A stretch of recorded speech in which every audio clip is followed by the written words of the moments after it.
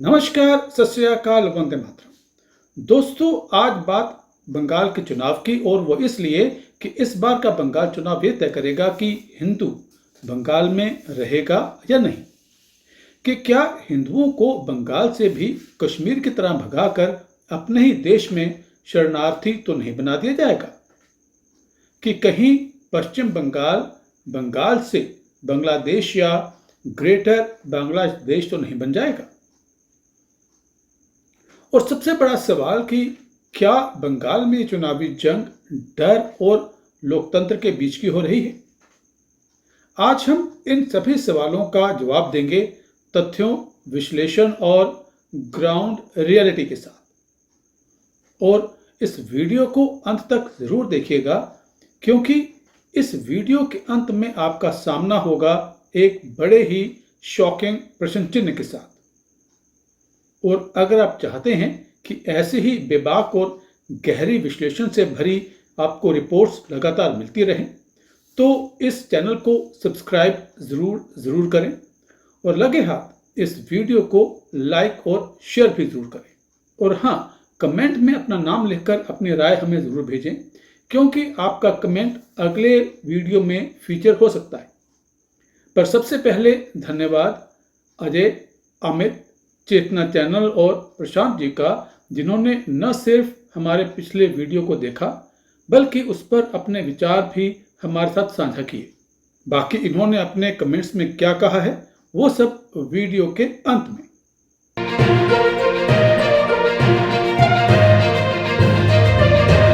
तो दोस्तों, ऐसा नहीं है कि बंगाल में जो हिंदू है उन्हें पता ही नहीं कि इस बार का बंगाल चुनाव के नतीजे उन्हें कितनी बुरी तरह से प्रभावित करने वाले।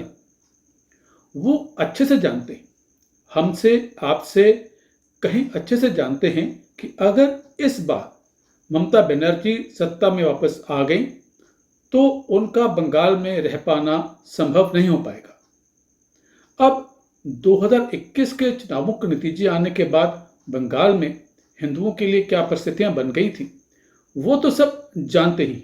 ये किसी से कोई छुपी छिपाई बात तो है नहीं। कैसे हिंदुओं के गांव जला दिए गए थे, कैसे हिंदू औरतों के साथ सामूहिक बलात्कार किया गया था, और कैसे हिंदुओं को आसाम जैसे पड़ोसी राज्य जो हैं उनमें जाकर के शरण मांगनी पड़ी थी, वहां पे जाकर रहना पड़ा था, वो भी महीनों का महीनों। ये सब कोई जानता है, इसे अलग से बताने की कतई आवश्यकता नहीं। हालांकि कुछ लोग हैं जो ये मानते हैं कि 2021 के चुनाव के बाद ऐसा भयंकर हिंसा जो है बंगाल में हुई थी, जबकि कुछ ऐसे भी हैं जो ये मानते हैं कि ऐसा कुछ नहीं हुआ था, ये सब राजनीतिक नैरेटिव था। पर सबकी अपनी अपनी राय है। इस राय के बीच में सच क्या है ये समझना भी बहुत जरूरी है। जो कुछ भी हुआ था वो सिर्फ इसलिए हुआ था कि बंगाल के अधिकांश हिंदुओं ने टीएमसी को पिछली बार वोट नहीं दिया था।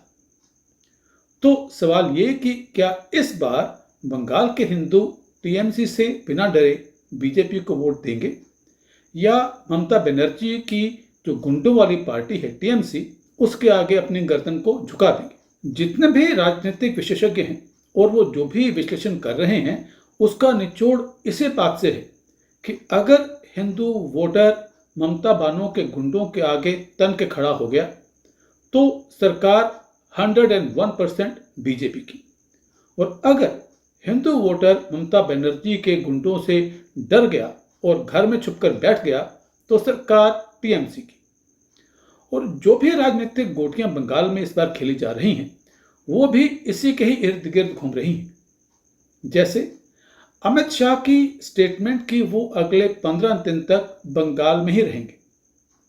इसको आप सिर्फ एक राजनीतिक स्टेटमेंट मत मानिए, ये देश के गृह मंत्री की गारंटी है हिंदुओं को कि इस बार हिंदुओं डरना मत, मैं बंगाल में ही बिना डर के वोट दो। योगी बाबा ने जिस बुलडोजर की गर्जना की बात की है उसका मकसद भी सिर्फ और सिर्फ हिंदुओं को हिम्मत, ताकत और सुरक्षा का एहसास भर ही कराना है। रही बात एसआईआर की, तो एसआईआर से भी इस बार हिंदुओं को ही इंडायरेक्ट मैसेज दिया गया है कि डरना मत। अब की बार फर्जी वोट डलवाकर तुम्हारे वोट को ओवर पावर नहीं होने दिया जाएगा। और इस बार ममता बानो के जो तीखे तेवर गायब हैं, उसकी वजह भी यही है कि उन्हें लग रहा है कि अगर हिंदू उनसे डरकर बीजेपी के पीछे लामबंद हो गया तो उनका सत्ता से बाहर जाना तय है। इसीलिए अब की बार वो हिंदुओं को डराने के बजाय कोशिश कर रही हैं लुभाने की। तभी तो तरह तरह की स्कीमें लाई जा रही हैं।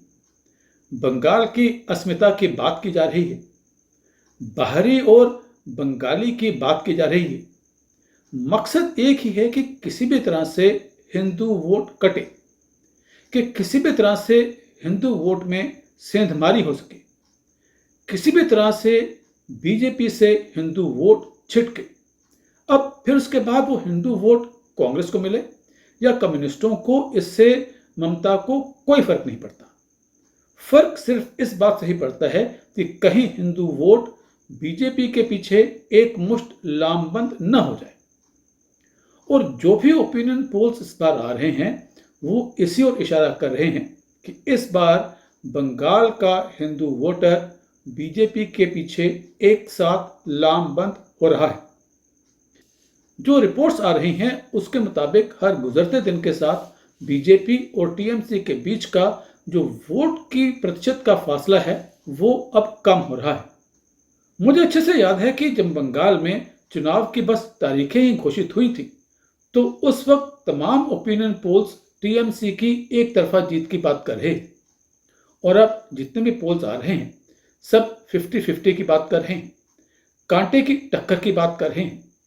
अब बीजेपी और टीएमसी में अंतर बताया जा रहा है 1 से 1.5% का। तो क्या इस बार बंगाल में सत्ता परिवर्तन तय है? अभी कहना मुश्किल है, लेकिन यह तय है कि बंगाल में बीजेपी की सरकार का बनना या न बनना हिंदुओं के डर के ऊपर जीत से ही तय होगा। अगर हिंदू बेखौफ होकर वोट देने निकल पड़ा तो ममता का जाना तय है। और अगर हिंदू टीएमसी के गुंडों के डर से घर पर अंदर ही बैठा रहा तो उसे अपना ठिकाना देश के किसी और कोने में ढूंढना पड़ेगा। अगर ममता सत्ता में वापसी कर लेती है, चाहे खुद के बलबूते पे या कांग्रेस, ओवैसी या हुमायूं के समर्थन से, तो बंगाल में एक तरह से ये अघोषित शरिया राज ही होगा। वैसे अब बंगाल चुनाव में अधिक समय तो बाकी है नहीं। आखिरी फैसला तो जनता के हाथ ही में है।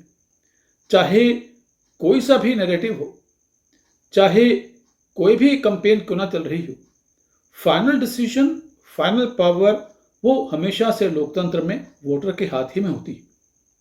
और अब सबसे बड़ा सवाल आपसे, क्या इस बार बंगाल में बड़ा बदलाव देखने को मिलेगा या फिर वही सरकार वापस सत्ता में आ जाएगी? सबसे बढ़कर क्या वोटर पूरी आजादी के साथ इस बार वोट कर पाएगा? अपनी राय जरूर लिखें, अपने नाम के साथ कमेंट करें ताकि आपका कमेंट अगले वीडियो में फीचर हो सके। और अगर आप चाहें तो अपनी फोटो भी भेज सकते हैं। उसके लिए आपको लिंक ईमेल का डिस्क्रिप्शन में मिल जाएगा। उससे होगा ये कि आपका कमेंट स्क्रीन पे आपके फोटो के साथ जो है वो दिखाया जाएगा।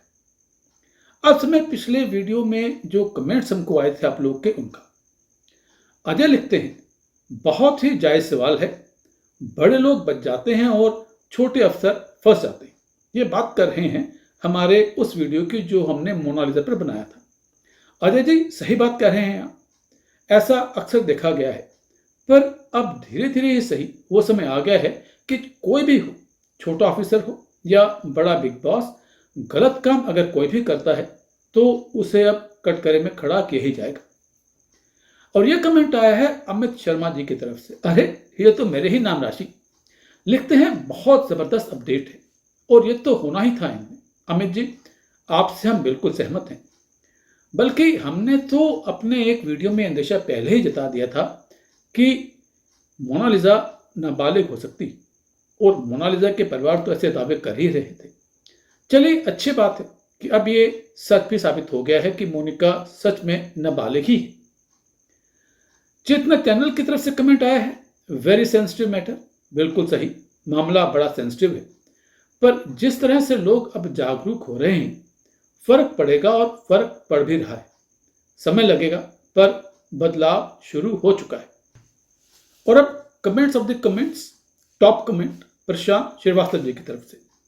प्रशांत श्रीवास्तव जी लिखते हैं, यही होगा जब धर्म की नगरी में और इतने बड़े कुंभ में, जहां इतने बड़े बड़े साधु महात्मा लोग आएंगे, वहां कुछ मन चले कुछ नहीं देखेंगे, न अपनी सभ्यता को न अपने संस्कारों को।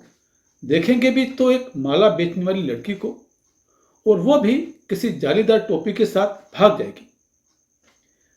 जिसको इसने गरीबी से उठाया, जिसने उसको पैसा दिया, नाम दिया, शोहरत दिया, उसको वो ब्लेम करेगी। और तो और कैसे बोल रही थी, जब राधा जी ने कृष्ण जी से प्यार किया था तो राधा जी ने थोड़ी ही पूछा था कि कृष्ण जी हिंदू हैं या मुसलमान। जो मोनालिसा ने अपनी और फरमान की तुलना राधा जी और भगवान श्री कृष्ण से की है, इससे न सिर्फ आपकी प्रशांत जी बल्कि असंख्य हिंदुओं की भावनाएं आहत हुई हैं। आपका दर्द हम अच्छे से समझ सकते हैं, महसूस कर सकते हैं। तो दोस्तों, आज के इस वीडियो में इतना ही। अगर वीडियो पसंद आया हो तो इसे लाइक करें, शेयर करें और चैनल को सब्सक्राइब भी जरूर करें। मिलते हैं अगले वीडियो में किसी एक और बड़े खुलासे के साथ।